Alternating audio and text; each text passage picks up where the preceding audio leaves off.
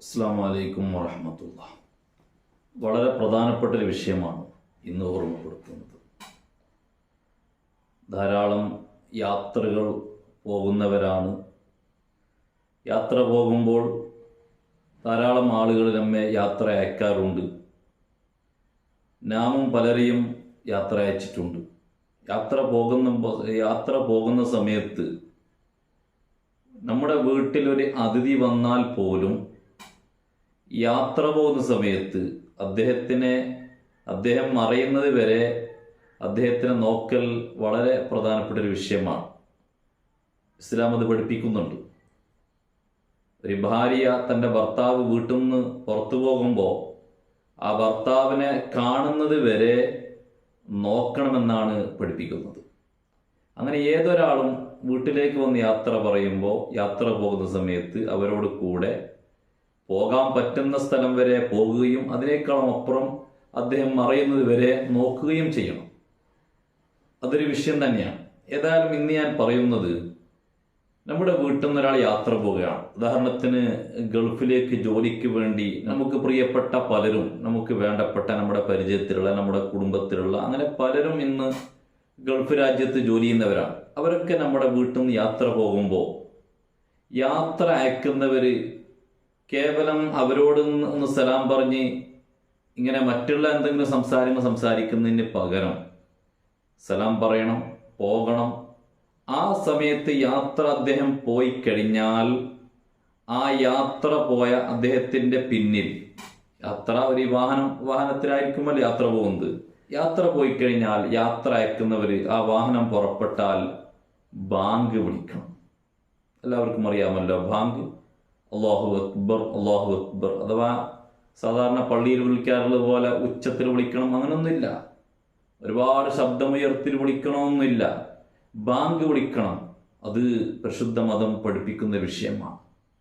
യാത്ര പോകുന്ന ആള് അദ്ദേഹത്തിൻ്റെ വാഹനം പുറപ്പെട്ടാൽ യാത്ര അയക്കുന്നവർ അവിടെ കൂടി നിന്ന് ബാങ്ക് വിളിക്കണം. അതോടൊപ്പം യാത്ര പോകുന്ന ആള് യാത്ര പോയി കഴിഞ്ഞാൽ യാത്ര അയക്കുന്നവർ പറയേണ്ടത്, യാത്ര ചെയ്യുന്നവർ ചെയ്യേണ്ട ഒരുപാട് കാര്യങ്ങളുണ്ട്. 2 റക്അത്ത് സുന്നത്ത് നിസ്കരിക്കൽ, അതുപോലെ വീട്ടിൽ നിന്ന് ഇറങ്ങുമ്പോഴുള്ള ചില ദിക്റുകൾ, അത് ധാരാളം കാര്യങ്ങൾ അതുമായി ബന്ധപ്പെട്ട് പറയാനുണ്ട്. ഞാൻ പറയുന്നത് യാത്ര അയക്കുന്നവരെന്താണ് ചെയ്യേണ്ടതെന്നാണ്. അപ്പോൾ യാത്ര അയക്കുന്ന ആള് ഒന്ന് ബാങ്ക് വിളിക്കുക, വേറൊന്ന് ആ യാത്ര പുറപ്പെട്ടു കഴിഞ്ഞാൽ അല്ലാഹുമ്മ തുബിൽഹുൽ ബഅദ വഹവ്വിൻ അലൈഹി സഫറ, ഇത് ദുആ ചെയ്യണം.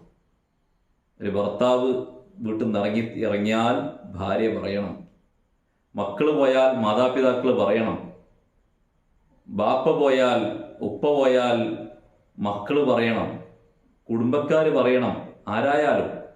ആരാണോ അവരെ യാത്ര അയക്കുന്നത് അവർ ഈ വിഷയം പ്രത്യേകം ശ്രദ്ധിച്ചുകൊണ്ട് പറയണം, അല്ലാഹുമ്മ തുബിൽഹുൽ ബഅദ വഹവ്വിൻ അലൈഹി സഫറ, അല്ലാഹുമ്മ തുബിൽഹുൽ ബഅദ വഹവ്വിൻ അലൈഹി സഫറ. ചെറിയൊരു ദുആ പറയുകയാണെങ്കിൽ ധാരാളം വേറെയും പറയാനുണ്ട്. അപ്പൊ ഈ ദുആ അല്ലാഹുമ്മ തുബിൽഹുൽ ബഅദ വഹവ്വിൻ അലൈഹി സഫറ, ഈ ദുആ അല്ലാഹുവിനോട് ദുആ ചെയ്യാം. ഈ ദുആ എല്ലാവരും യാത്ര അയക്കുന്നവർ പ്രത്യേകം ശ്രദ്ധിക്കുക. ഇങ്ങനെ ചെയ്യണം. ബാങ്ക് വിളിക്കണം. ഈ ചെറിയൊരു ദുആണ് ഞാൻ ഇന്ന് പരിചയപ്പെടുത്തിയത്. ഈ ദുആ എല്ലാവരും യാത്ര അയക്കുന്നവർ, ഒരാൾ യാത്ര പോയാൽ പിന്നെ നിന്നുകൊണ്ട് പറയണം, അല്ലാഹുമ്മ തുബിൽഹുൽ ബഅദ വഹവ്വിൻ അലൈഹി സഫറ.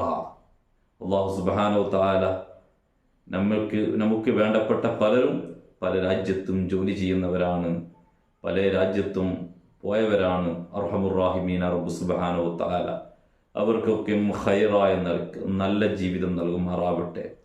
പ്രവാസി ലോകത്ത് ജീവിക്കുന്ന ധാരാളം നമുക്ക് വേണ്ടപ്പെട്ട പലരും ജോലിയില്ലാത്തവരുണ്ട്, ഉള്ള ജോലിയിൽ പ്രശ്നമുള്ളവരുണ്ട്, മറ്റുള്ള പല പ്രയാസങ്ങളെ കൊണ്ട് പ്രയാസപ്പെടുന്നവരുണ്ട്.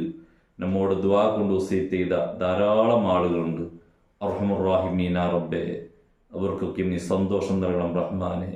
അവർക്ക് ഖൈറായ നല്ല ജോലി നൽകണം റഹ്മാനെ. ഉള്ള ജോലിയിൽ നീ നല്ല ബറക്കത്ത് ചെയ്യണം റഹ്മാനെ. നല്ല ശമ്പളം നൽകണം റഹ്മാനെ. ഉള്ള ശമ്പളത്തിൽ നല്ല ബർക്കത്ത് ചെയ്യണം റഹ്മാനെ. നല്ല സന്തോഷം നീ പ്രദാനം ചെയ്യണേ അല്ലാ.